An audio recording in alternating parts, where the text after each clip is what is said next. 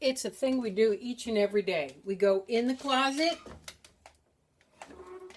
and we come out of the closet. I know many of you think that I was out of the closet long ago, but the real truth is I wasn't out of the closet till this last past Lent, when I made a decision to follow what people all over the world have been doing and take apart and take the challenge of Project 333. What that means is going through your wardrobe and deciding that you will only wear 33 items over 3 months.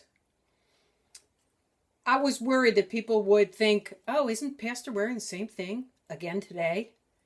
And yet there was such incredible freedom in being able to really narrow down what I wore.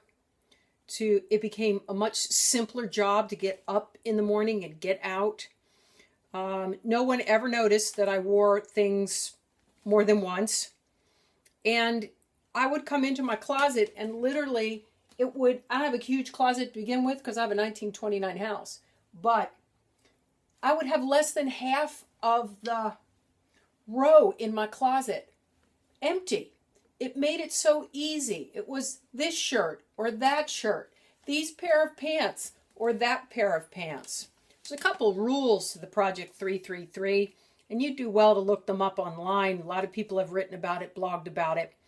But it doesn't count undergarments. It doesn't count your wedding ring. But it counts your jewelry. It counts all your shoes. It counts your coats. It counts accessories, handbag, scarf, handkerchief, all those things that we tend to cart along. And yet I found that I felt so much freer, because isn't it true that our possessions can often be a burden as well as a distraction? I felt so much less distracted during those 3 months. Now, let me just say here, there were all kinds of weather during those 3 months. And so it went from winter to spring. And I don't know if you remember our most recent spring, it was warm. And so I had to work with all of that weather changes. And it turned out all right. The one thing that surprised me was the limitation of jewelry. I felt was really, for me, it kind of cramped my style, in the sense that I often use it as an expression, and I get great pleasure from texture and shape and color. So that was a part of my world that I missed in Project 333. I do have to say, in concluding, this is the shortest video yet in the series. There are 2 prior to this one. Check them out if you haven't, on St. James' website, stjamesucc.org. But just last saying is, it really has caused me to develop more of a capsule wardrobe.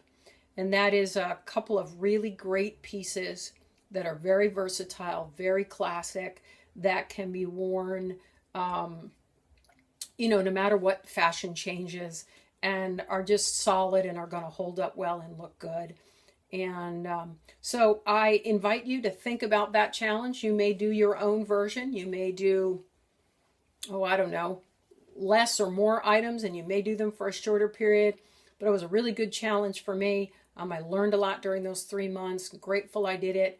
And I just encourage you to think about and be more intentional about how you live and what you really want to be about in life. Because often we get distracted by consumption and by the many things we own. So I'm now fully out of the closet about Project 333.